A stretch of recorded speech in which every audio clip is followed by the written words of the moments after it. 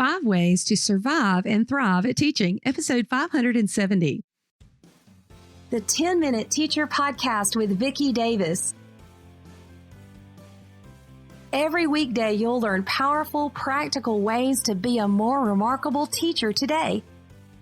So today we're talking with a 21-year educator, Chad Klein from Canada, right, Chad? Yes, you bet. Leyburn, Saskatchewan.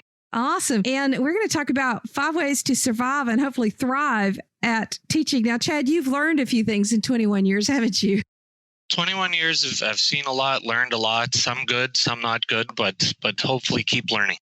So how do we survive and thrive? What's your first way?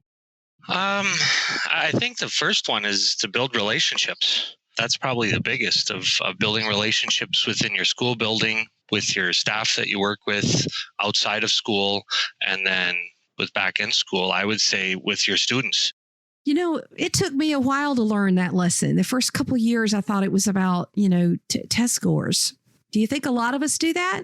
I think I know, talking with other educators in the United States, that's the pressure you feel. And we in Saskatchewan don't have quite that pressure, but we do have right content. You feel that we have to get our outcomes or your curriculum covered, and you have that pressure. And you sort of sometimes maybe get off the beaten path of actually the students in front of you are the ones that we should be caring about wanting to do that.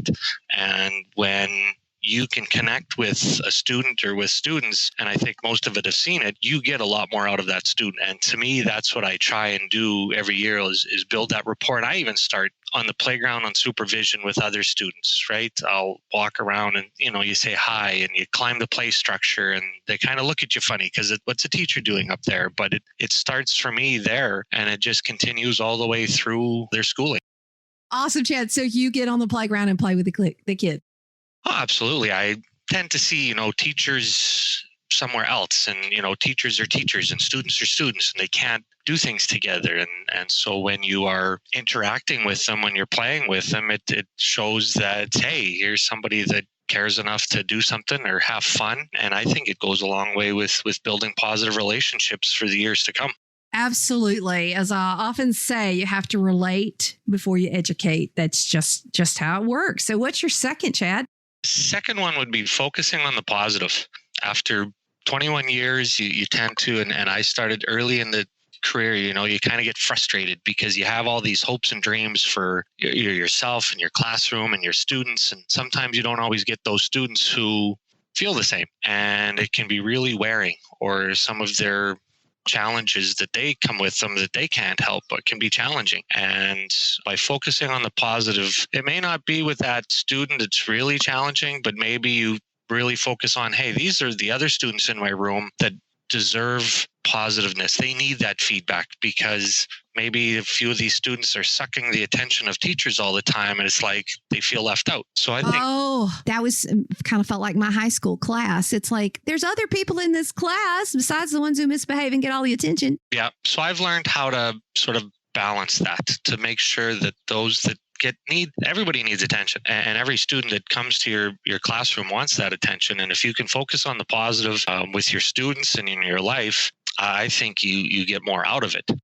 Totally. Have you ever had a year or two where you had to learn that hard lesson? Because I know I have. I've had years where I dwelled on, this should have been done, or that should have been done, or this should have been different, or that should have been different. And then you just wake up one day and are like, what's this life I'm living? This is just not who I want to be. This is not how I want to act. It's tough because I've had a couple and you bring it home. Teachers, we take everything to heart. And when you bring that home, it can put more stress at home, or, teachers' kids sometimes get the brunt of their day. You're trying to be patient with everybody else's kids, and all of a sudden you come home and you have your patience is all done because you just gave it to your 26 or 28 or 32 kids in front of you, and all of a sudden your own kids feel the brunt of okay. So it's sometimes you sort of have to find ways to let go and to find that balance, which is probably my third point of teachers don't look after themselves, right? So we need to have balance. How do we do that?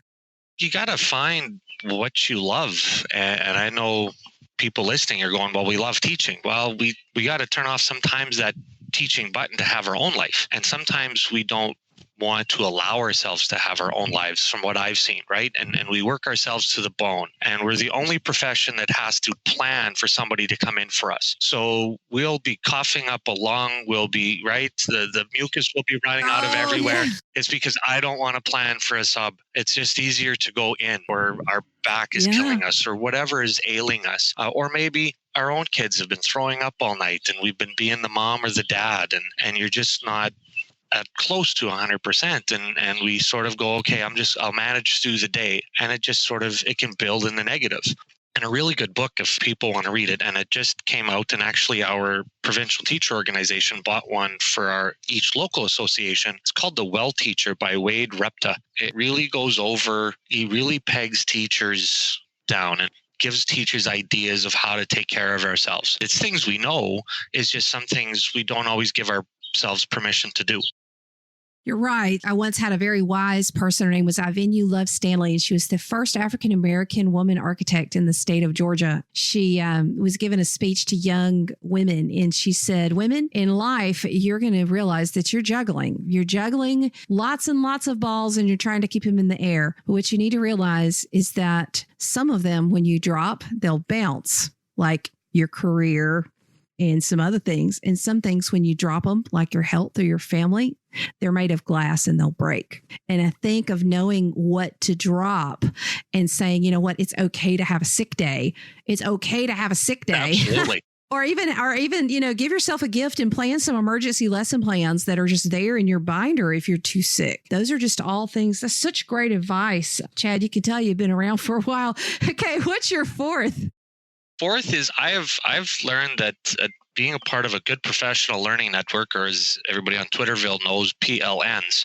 And actually a good friend of mine, Kelly Christopherson, got me on this, and he started one called Sask Ed Chat. And I think you've been in a couple of those. I can't remember for sure, but he started me on that, and it's been great to find other people going through your things. You get ideas, right? And there's teachers on these chats and we're gaining from we're going outside Saskatchewan. It's starting to go global, actually, and Kelly's worked really hard at that. But I really enjoy that PLN, and actually another one is My PD Today on Twitter. And it's really interesting, again, to see learning from each other, which kind of fits into my fifth point. But yeah, that learning and seeing that we're not alone. We can learn from each other is a great thing. And I'm glad he got me on it. Oh, he's a great person too. And so what is your fifth? The fifth is that we can learn from each other. At our school division, sometimes we have co-convention days. So we kind of plan them with our school division, and they allow us time to have ourselves as teachers, experts, to help other teachers. So there might be things like we're on the Google platform within our school division. So, right, the Google Education Suite and all the tools that come with that. Things like Seesaw, or we have iPads and tablets, and there's so much technology and so many different things out there. What works right for me, when you hear it from another teacher and they're telling you how this is implemented or how they use it, and this is how you can use it and how it works, you tend to buy into it a little more, and it's helpful. We don't have to go out and spend big money all the time to bring people in to teach us about things that we can use every day. I love this. And this is great and wise advice. And I want to kind of come back to something, actually, Chad, that you and I were talking about before the show. Chad, you said something that many educators who I interview on this show say. What did you say when we talked about doing this interview?